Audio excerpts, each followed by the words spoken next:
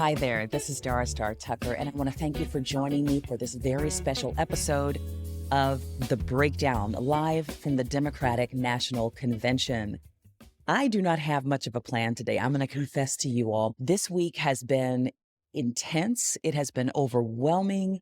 It has been really informative. It has been enlightening. It has been historic. There are so many words that I could use to describe what this week has been for me. I will say that it has been an honor to be here this week, witnessing history, witnessing the nomination of Ms. Kamala Harris and Mr. Tim Walz as the Democratic nominees for President and Vice President of the United States.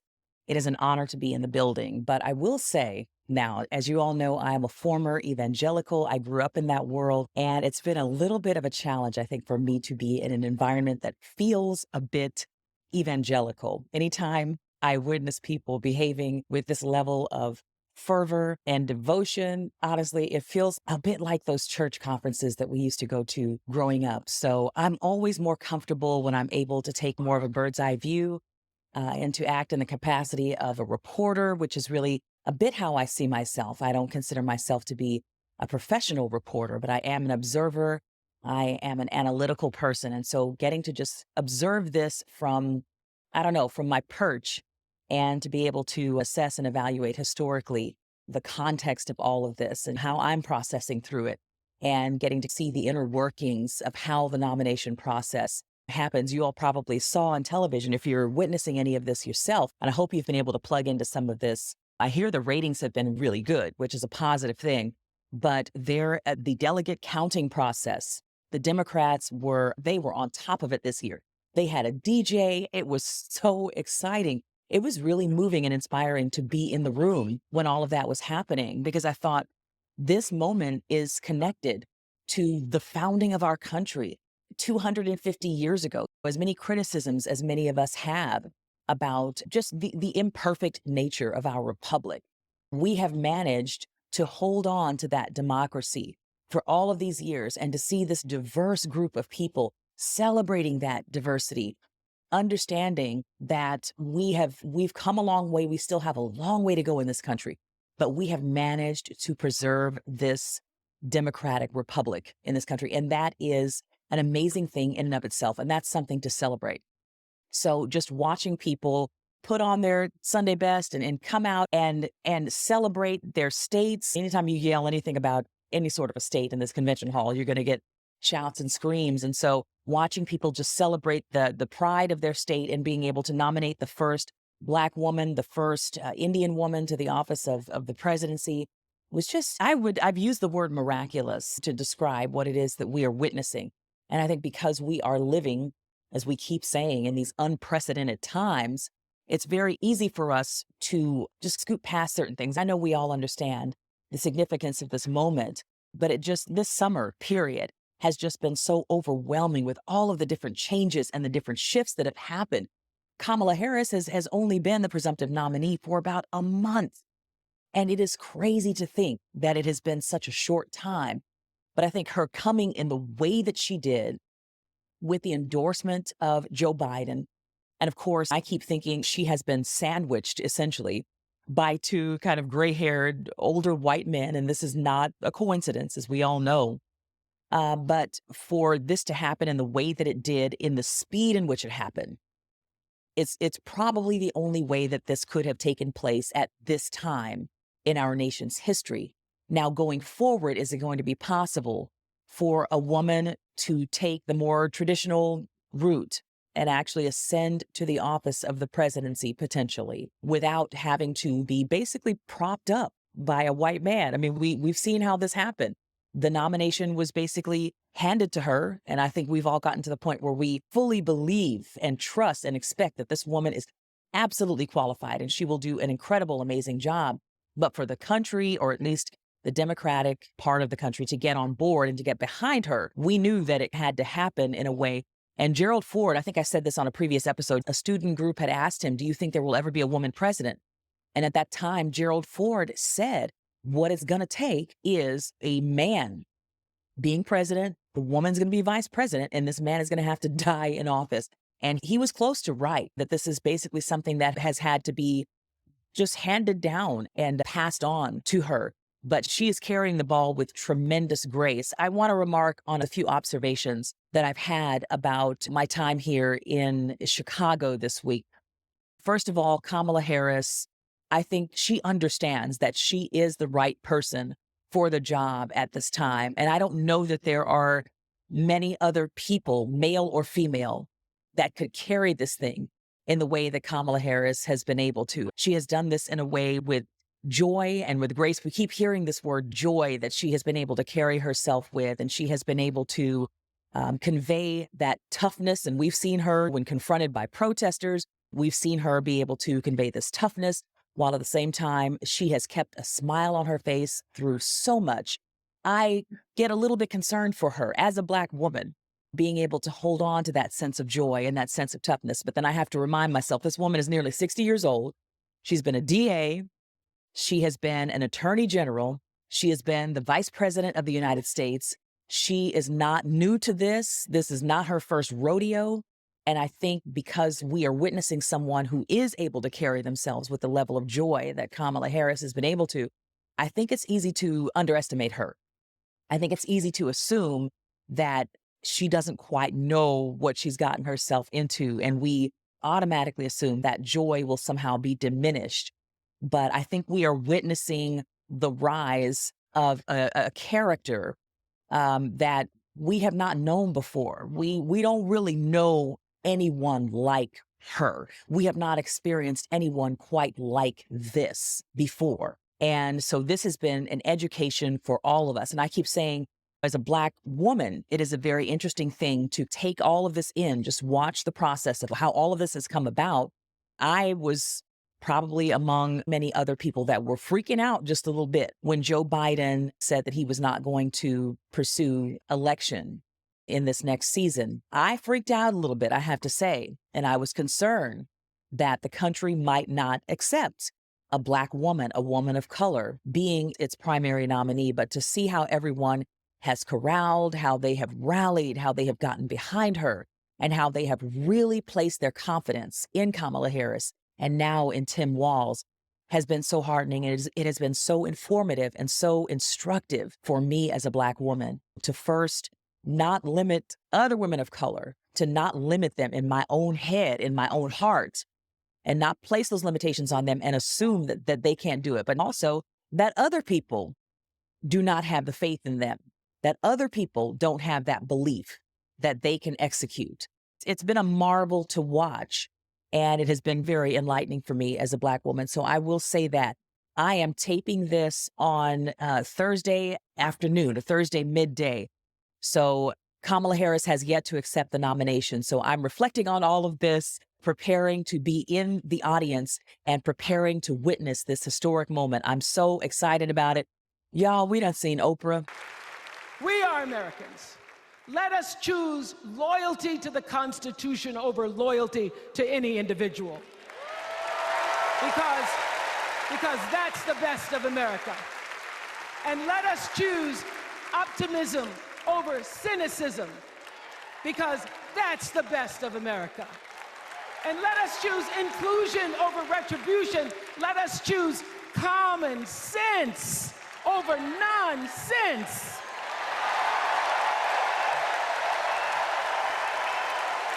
Because that's the best of America. And let us choose the sweet promise of tomorrow over the bitter return to yesterday. We won't go back. We won't be set back, pushed back, bullied back, kicked back. We're not going back.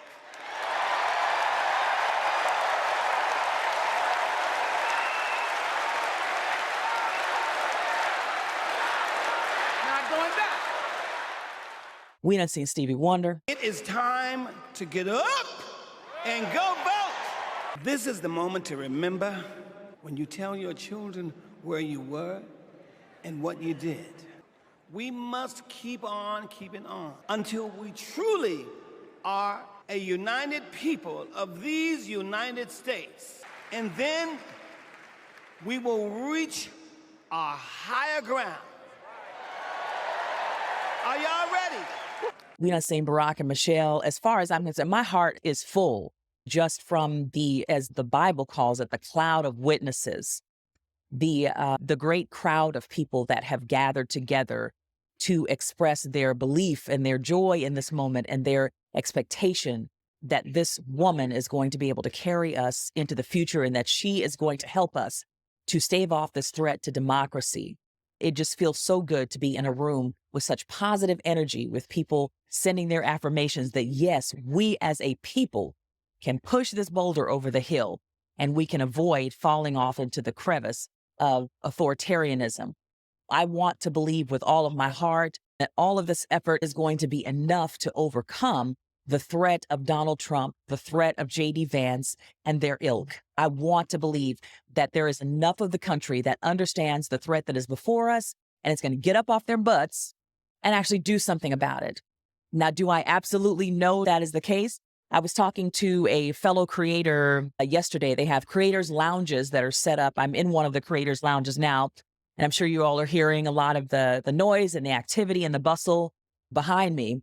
But I was talking to a fellow creator, Qasim Rashid, who has been on this show previously, and he was saying, I don't know. I'm not entirely sure that it's been enough.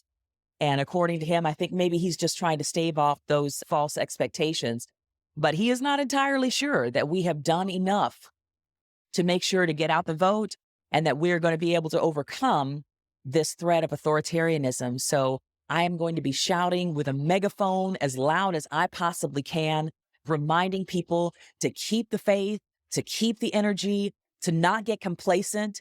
It was very interesting to hear both Michelle and Barack Obama, but particularly Michelle, remind us that, hey, there are going to be attacks that come.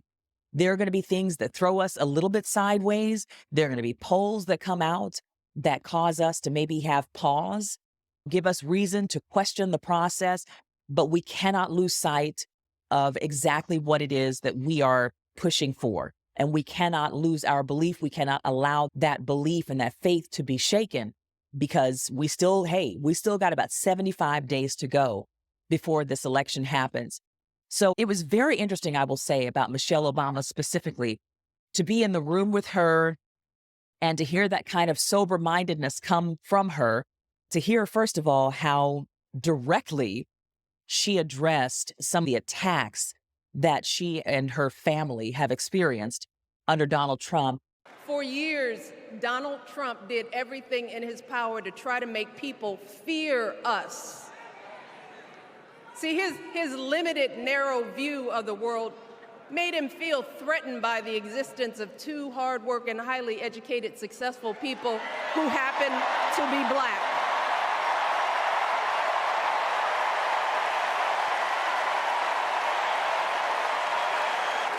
His same old con, doubling down on ugly, misogynistic, racist lies as a substitute for real ideas and solutions that will actually make people's lives better. I am so glad to see her being a part of this moment with Kamala being nominated, because I think this is vindication, I'll say.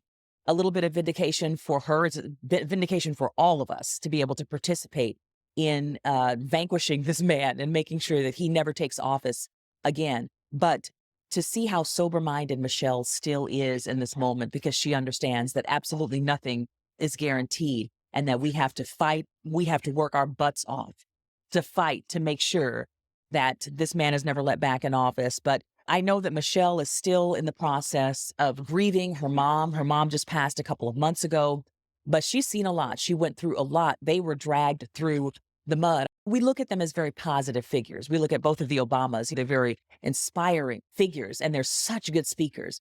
But sometimes it is hard to remember. We have to remind ourselves that their time in office and her time helping Barack run for the presidency was marred by a lot of personal attacks, a lot of which was initiated by Donald Trump.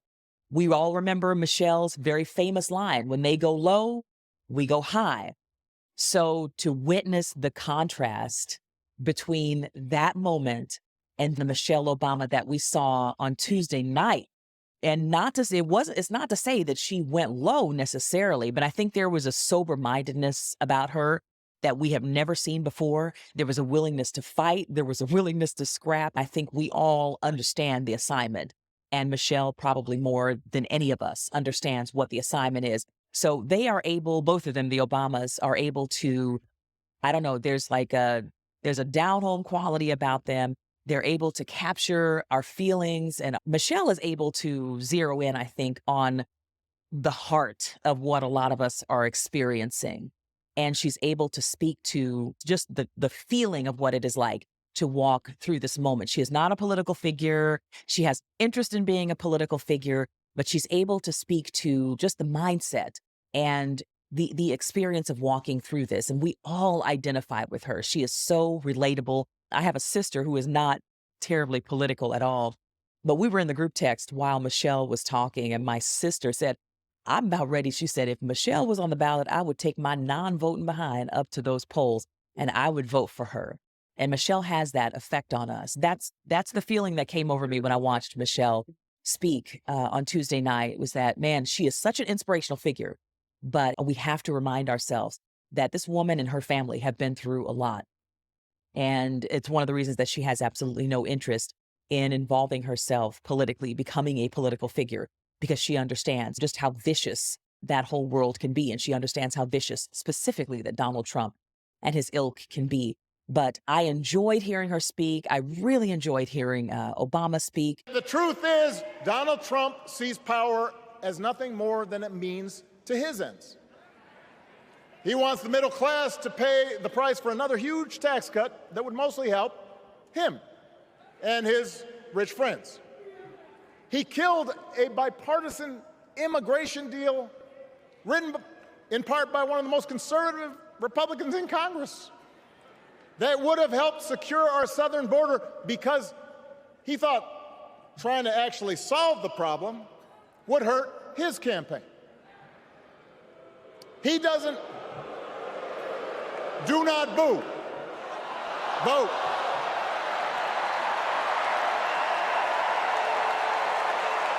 Jasmine Crockett, I think, was another highlight. The question before us is, will a vindictive, vile villain violate voters' vision for a better America or not? I hear alliterations are back in style. AOC was another highlight. Over the next 78 days, we will have to pour every ounce, every minute, every moment into making history on November 5th. We cannot send Kamala and Tim to the White House alone. Together, we must also elect strong Democratic majorities in the House and in the Senate so that we can deliver on an ambitious agenda for the people. I was completely exhausted on Monday. So I was not in the room when Jasmine Crockett and Alexandria Ocasio-Cortez spoke, but I did hear their words and I was very inspired by them. So I've been running around attending creators events and trying to attend as much of the actual convention as possible. But I've gotten the chance to interview Mandy Patinkin, who is one of my favorite actors. He was, I don't know if you all remember the movie The Princess Bride. That's probably the oldest reference ever, but he was on a show called Criminal Minds. He's been on many other television shows, but I got a chance to sit down and talk to him about this election. And I want to play a short clip of that for you now. I'm going to put the whole interview up on my YouTube, just us reflecting on this time and the importance, the historical significance of what it is that we're living through. And he and his son, Gideon, just wanted to be here to witness this moment in history. They wanted to be here at the DNC, so they flew out just to participate. And Gideon arranged a time for me to be able to sit down and talk to his dad. So we had some time to talk, and I'm going to play a short clip of my interview with the actor Mandy Patinkin for you right now. I hope this doesn't come off in any particular way, but there are not a lot of folks in your age group, in the boomer age group, who are doing what you're doing in the way that you are doing it. So what's the role that you are interested in playing in this political climate? What do you see yourself as being? I see you as being essential right now. How do you see what you and your wife are doing right now? Well, I'm a student of my wife, not wives, wife. She's my life teacher and my political teacher of my two sons and me. she brought me up politically and then brought our children up around the dinner table. And then it just one thing after another, this cause and that cause came up, and gave me a life that I never imagined as an actor. I set out to be an actor, and then all these other things happened. I'm shooting Homeland in Berlin, and the refugees are crossing the Balkan route to try to get refuge in Germany, of all ironic places. And those are my family. Those are my children. How do you help? I want to just walk and sit with them. And she woke us up as a family, and she runs the show. And then she has passed that baton to our children, Gideon and Isaac, to do the work.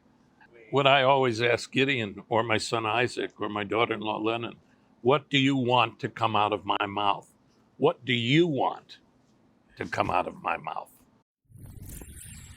And that was a really heartfelt conversation. If you go to my YouTube, youtube.com/Dara Star Tucker, and of course that's Dara with one R and Star with two. If you go to my YouTube channel, you will have the chance to see that interview in full. And I'm hoping to have another really in-depth with Mandy Patinkin, because he's really one of my favorite people to talk to listen to. And he has such a varied history and just so much wisdom to offer. But I was really appreciative for he and Gideon for making time for me to sit down and talk to me. I want to play some other highlights of the convention for you now. We're going to listen to just some of my favorite moments throughout the convention. I hope that you all have had the chance to stop and take time and listen to Tim Walz speak, listen to some of the other advocates. This whole convention has been so powerful. I often think about the contrasts between the Democratic National Convention and the Republican Convention, which I will admit, I did not take time to watch the Republican Convention, but I saw enough clips of it, and I've watched Republican conventions in the past. And one thing that I've noticed is that Republicans of today are not like the Republicans of old. They understand to some degree that diversity is necessary. Anytime you see Trump speaking, they're going to throw some Black folks behind him. They're going to do that very purposefully. And so Republicans do understand that window dressing of diversity is necessary. But I know that they had someone to come out and do, I don't know if it was a Hindu prayer at the Republican National Convention. There were so many hate comments from Republicans online. The idea that they would let someone in that was not a Christian. When they saw J.D. Vance's wife, who is Indian American, there was a flurry of Twitter comments and social media comments just deriding him. How do you think he's going to look out for we put that in quotes, for our best interests if he's not even married to a white woman? This has been a whole big issue on that side. And so for me to witness the diversity that has been present here at the Democratic National Convention, and it's done without contrivance. It's not done as a way of projecting a specific image. This really is a group of people, and I don't even really necessarily consider myself to be a true blue part of the Democratic Party. I register that way so that I can vote in the primaries, but my acclamation is really more independent, I would say. But to witness a party like the Democratic Party that has this natural inclination towards inclusion and diversity, and anytime you hear speeches that are made and comments that are made, it is always with an emphasis on including the LGBTQ community, including all communities of faith, including all races and creeds. And I heard I believe it was a Buddhist prayer that went out last night. It's just a natural outflow of who the Democratic Party has become. And as we know, the Democratic Party has made quite a transition over the last 150 years. We all know that. The Democratic Party is not what it used to be, but the Democratic Party of today, I believe it means what it says when they talk about diversity, when they talk about inclusion. These are not just words. These are not just things that are said to make people feel good. This is really what this party is about in 2024. So that feels good to be a part of. So I want to play for you all just some of my favorite moments from the convention. I want to thank you all for listening to my thoughts on this whole thing. And after you hear these clips, I'll be back just to give some final thoughts on my time here and my experience at the Democratic National Convention.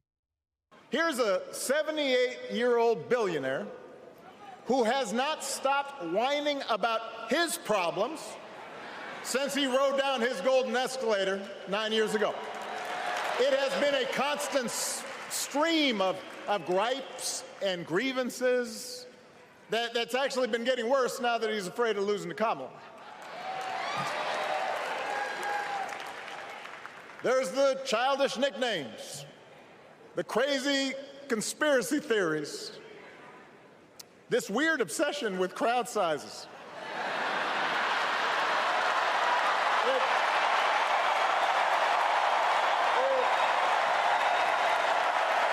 I accept your nomination to be President of the United States of America. In the courtroom, I stood proudly before a judge and I said 5 words: Kamala Harris for the people.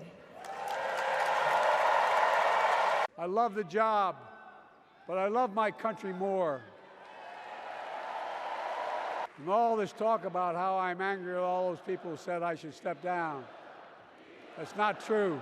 I need my neighbor's children to be okay so that my children will be okay. I need all of my neighbor's children to be okay. Poor inner city children in Atlanta and poor children of Appalachia. I need the poor children of Israel and the poor children of Gaza. I need Israelis and Palestinians. I need those in the Congo, those in Haiti, those in Ukraine. I need American children on both sides of the track to be okay. Because we are all God's children. Yeah! Ladies and gentlemen, we are here tonight to officially nominate Kamala Harris for president. Fire, get loud, another round of shots. DNC, turn out for what? Hope, Gus, and Gwen, you are my entire world, and I love you.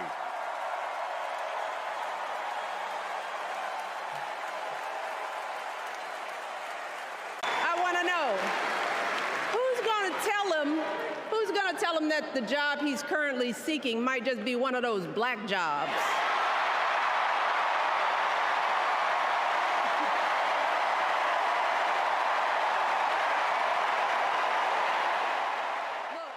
Well, those are some of my favorite moments that I've experienced this week here being a part of the DNC.